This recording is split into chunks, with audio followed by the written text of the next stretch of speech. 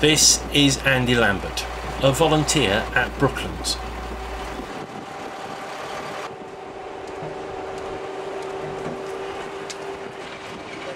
He wanted a comfortable car that could also serve as a reliable workhorse and carry a few tools.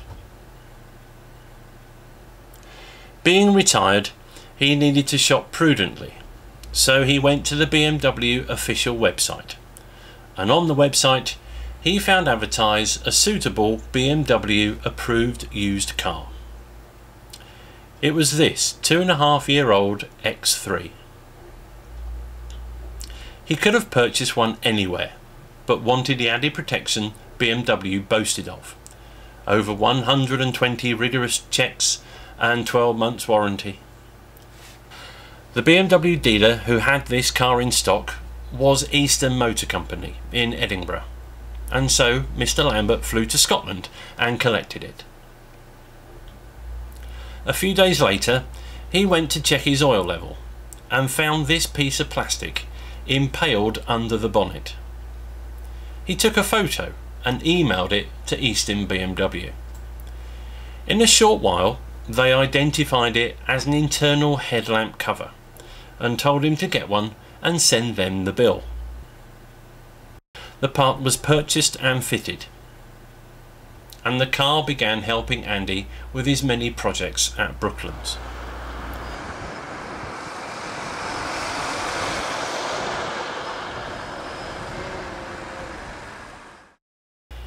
Then, a few months later, the headlights failed. With no working near side headlamp, he removed the cover to check the bulb. But then, realising it was more than just a bulb, he drove it to the local BMW dealer and expected it to be repaired under BMW's warranty. But it was not. Instead, there was a bill for £105 because the cause of the problem was water ingress, not covered by BMW warranty, and 2 missing fixing screws. It was going to cost a further £638 to put it right. Money he just did not have. So, on the 22nd of February 2014, Mr. Lambert called Easton's and reported the problem to a Mr. Hutchinson. Over the next fortnight, he phoned and emailed them several times and was told it was being dealt with, but no one ever got back to him. In desperation, on the 5th of March, he contacted Anne Burgess at BMW customer service, who seemed to think it would be straightforward to resolve this. She was just as bad at not getting back, and so, nearly 2 weeks later, on the 17th, he rang Anne Burgess again and, being very cross, threatened BMW with a court case. Possibly because of the threat, for the first time someone phoned back. It was Derek Drummond, service manager of Easton's. He said he would look into it and promised to ring back by the 24th. He also did not call back, and when Mr. Lambert phoned to complain on the 1st of April, he was told that Mr. Drummond is on holiday for 3 weeks. Exasperated by the lack of support and unable to use his car at night for 7 weeks, he emailed Mr. Abbott, managing director of BMW UK. 2 days later, Harkin Suleiman, customer service manager, emailed to say he would be in touch when he had spoken to a Steve Marshall, service manager of Easton's. A week later, still having heard nothing, Mr. Lambert contacted Mr. Suleiman to be told that he has now also gone on holiday. After another strongly worded email to Mr. Abbott, Alka Sidar, another service manager, emailed and said, "I've escalated this matter with Easton's Frank Rankin, after sales manager, and he has committed to contacting you by tomorrow morning." Of course he did not, and it was only after Mr. Lambert chased Alka Sidar again that some 2 months after the lamp had failed, someone finally responded to Mr. Lambert's complaint. After an exchange of emails, it was apparent Mr. Rankin felt it could be a misdiagnosis and there were other things that could have caused the problem. Plus, regardless of how the water got there and caused the unit to fail, no mention is made of water ingress in the warranty exclusions. However, The thing that angered Mr. Lambert the most was the front cover of his BMW welcome package.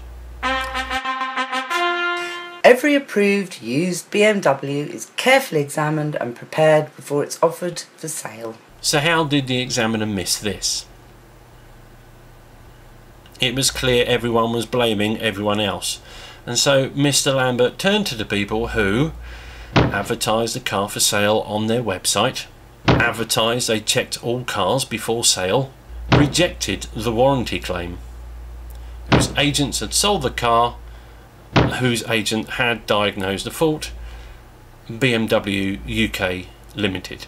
Mr. Lambert had assumed BMW would want to help a dissatisfied customer and use their resources to decide if it was a faulty unit, or that the water had got in through the missing screws, or if it was their dealer's fault, or if their warranty department should have allowed it, as clearly their advertised inspection had not taken place.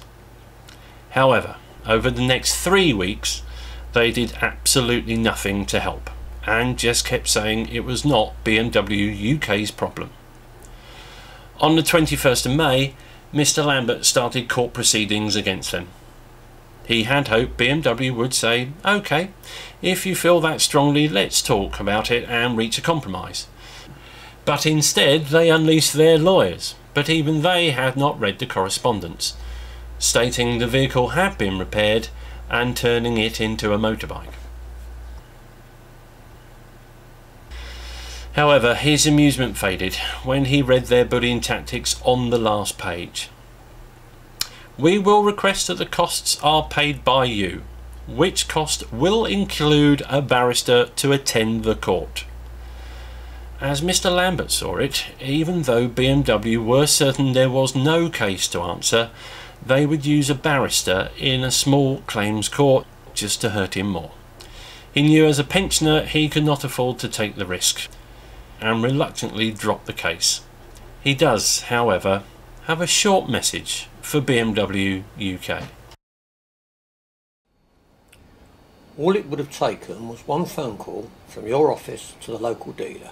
The vehicle would have then been booked in and the real cause of the problem found.